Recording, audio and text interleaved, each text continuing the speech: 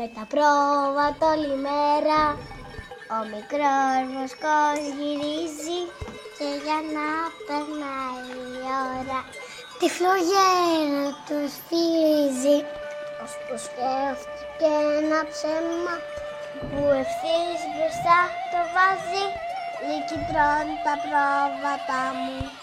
Δέστε Χωριανή, φωνάζει! Μα στο τέλος τιμωρείται όποιος έτσι χωρατεύει.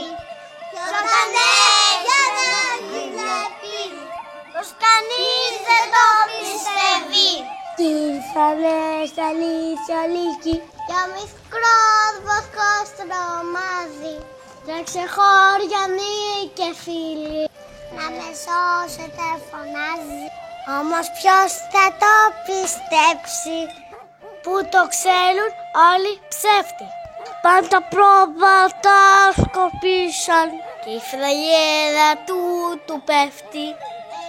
Πάντα τι παθαίνει όποιος μάλλον χωρατεύει.